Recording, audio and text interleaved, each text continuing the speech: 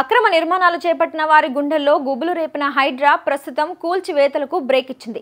గత 2 రోజులుగా రాష్ట్రంలో భారీ వర్షాలు కురుస్తున్న నేపథ్యంలో పలు ప్రాంతాలు జలమయం కాగా లోతట్టు ప్రాంతాలు పూర్తిగా మునిగిపోయాయి.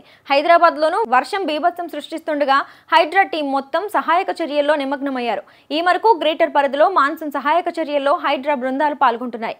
హైడ్రా కమిషనర్ ఏవి రంగనాథన్ సైతం రంగంలోకి దిగి వాటర్ లాగిన్ పాయింట్స్ లోతట్టు ప్రాంతాల్లో పర్యటిస్తున్నారు. కాలనీలు నీటి మునిగేందుకు గల కారణాలను అడిగి తెలుసుకుంటున్నారు. ముఖ్యంగా చెరువుల చుట్టుపక్కల కాలనీల్లో పరిస్థితిని సమీక్షిస్తూ నీటి శాతం చూసి ఆయా ప్రాంతాలను మార్క్ చేస్తున్నారు. వర్షాలు తగ్గుముఖం పట్టిన తర్వాత జలమయమైన ప్రాంతాలకు నోటీసులు ఇచ్చే అవకాశం కనిపిస్తోంది. ఇప్పటికే FTL పరిధిలో నిర్మాణాలకు నోటీసులు ఇవ్వగా మరికొన్ని ప్రాంతాలకు నోటీసులు ఇచ్చేందుకు సిద్ధమయ్యారు. ఇప్పటికే నోటీసులు అందిన వారు వారం రోజుల్లోగా ఇల్లు ఖాళీ చేయాలని ఆదేశాలు కూడా జారీ చేశారు. ఇదిలా ఉంటే హైడ్రా HMDA పరిధిలో నాగార్జున ఎన్ కన్వెన్షన్ తో పాటు 200కు పైగా అక్రమ నిర్మాణాలను కూల్చేసినట్లుగా తెలుస్తోంది. ఇక చట్టమందు అందరూ సమానమేనని సీఎం రేవంత్ రెడ్డి ఇప్పటికే స్పష్టం చేయగా రేవంత్ రెడ్డి సోదరుడు తిరుపతి రెడ్డి ఇల్లు ఆఫీసులకు నోటీసులు అందజేశారు. వర్షాలు తగ్గిన తర్వాత Akbaruddin Owaisi Fatima college KTR farm house కూల్చేందుకు హైడ్రా రంగం సిద్ధం చేసినట్లుగా సమాచారం. వచ్చే ఫీడర్ ఛానల్ అండి. ఫీడర్ ఛానల్ ని ధ్వంసం చేయడం వల్ల ఒరిజినల్ ఫీడర్ ఛానల్ ని ధ్వంసం చేయడం వల్ల నిన్న తాత్కాలికంగా ఒకటి చెరువు నిండడానికి కోసం నీళ్లు పోవడానికి నాలా తవ్వించాము. రాత్రి ఏం చేశారు, దాన్ని కూడా ధ్వంసం చేయడం వల్ల మళ్ళీ హైడ్రా టీం వచ్చి పరిశీలిస్తుంది. త్వరలో ఒరిజినల్ ఫీడర్ ఛానల్ ని తవ్వించి రెస్టోర్ చేసేస్తాం. పైన ఫారెస్ట్ ఏరియా నుంచి వచ్చి పెద్ద చెరువు లోకల్ గా ఉండే రెసిడెంట్స్ ఆపుతున్నారండి. తీసుకుంటాం, తప్పకుండా చర్యలు తీసుకుంటాం. బీఆర్ఎస్ అధినేత మాజీ సీఎం కేసీఆర్ ఈ నెల 10వ తేదీ నుంచి ప్రజల్లోకి రానున్నారు. వినాయక చవితి పర్వదినం ముగిసిన తర్వాత ఆయన ప్రజలను నేరుగా కలిసేందుకు పర్యటించాలని నిర్ణయించుకున్నట్లుగా బీఆర్ఎస్ వర్గాలు తెలిపాయి. ప్రభుత్వ ప్రజా వ్యతిరేక విధానాలను కేసీఆర్ ఎండగడతారని, ప్రజలతో కలిసి ఉద్యమానికి రెడీ అవుతున్నారని బీఆర్ఎస్ నాయకులు తెలిపారు. తెలంగాణలో నెలకొన్న పరిస్థితుల దృష్ట్యా ప్రజా సమస్యలపై పోరాడేందుకు కేసీఆర్ సన్నాహాలు చేస్తున్నట్లుగా తెలిపారు. ప్రజల నుంచి నిరంతరం లేఖలు, ఫోన్లు, సందేశాల రూపంలో కేసీఆర్ కు అనేక విన్నపాలు వస్తున్నాయని బీఆర్ఎస్ వర్గాలు చెప్తున్నాయి. వీటిలో ప్రస్తుతం రేవంత్ రెడ్డి ప్రభుత్వం అమలు చేస్తున్న సంక్షేమ కార్యక్రమాలపైనే ఎక్కువగా ఫిర్యాదులు వస్తున్నట్లుగా తెలిపారు. ఎన్నికలకు ముందిచ్చిన హామీలను అమలు చేయడం మానేసిన రేవంత్ రెడ్డి ప్రభుత్వం ఈ విషయాన్ని దారి మళ్లించేందుకు రాజకీయ నేతల నోరు నొక్కేందుకే హైడ్రా సంస్థను తీసుకొచ్చిందని కేసీఆర్ అభిప్రాయంగా చెప్తున్నారు.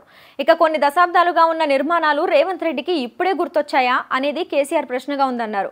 దీనికి తోడు రైతు రుణమాఫీలోనూ అక్రమాలు చోటు చేసుకున్నట్లుగా ఫిర్యాదులు అందాయని, ఇక ఇతర పథకాల అమలుపై కూడా ప్రజలు ఆగ్రహంతో ఉన్నారని, అందుకే వారి తరపున పోరాటం చేసేందుకు కేసీఆర్ ఈ నెల 10వ తారీఖు తర్వాత నేరుగా ప్రజాక్షేత్రంలోకి దిగనున్నట్లుగా బీఆర్ఎస్ వర్గాలు వివరిస్తున్నాయి. ఇక ఈ పర్యటనకు సంబంధించి ప్రణాళికలు కూడా సిద్ధమవుతున్నాయని తెలిపారు. 6 గ్యారంటీల అమలు, అదుపు తప్పిన పాలనపై సమరశంఖం పేరుతో ఉద్యమాన్ని నిర్వహించే అంశం ఉందని పేర్కొన్నారు.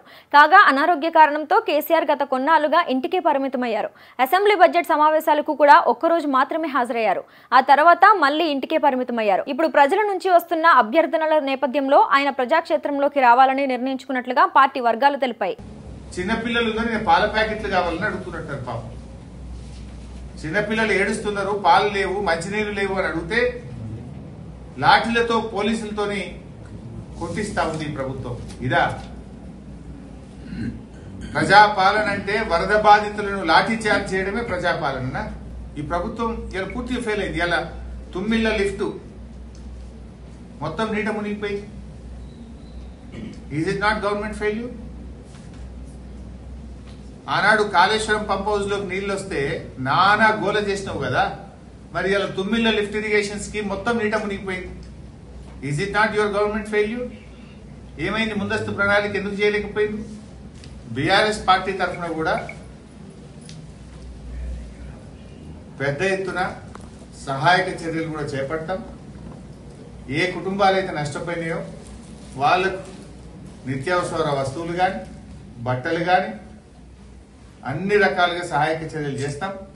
ఇవాళ మా మెదక్ జిల్లా నుంచి కూడా మేము ప్రజల నుంచి, పార్టీ నాయకులు, కార్యకర్తలను కూడా అందరం కూడా సమీకరించి తప్పకుండా ఇక్కడ నుంచి వాహనాల్లో అక్కడికి వస్తువులను నష్టపోయిన ఖమ్మం జిల్లా ప్రజలకు, మహబూబాద్ జిల్లా ప్రజలకు పంపించాలని చెప్పి కూడా నిర్ణయించినాం.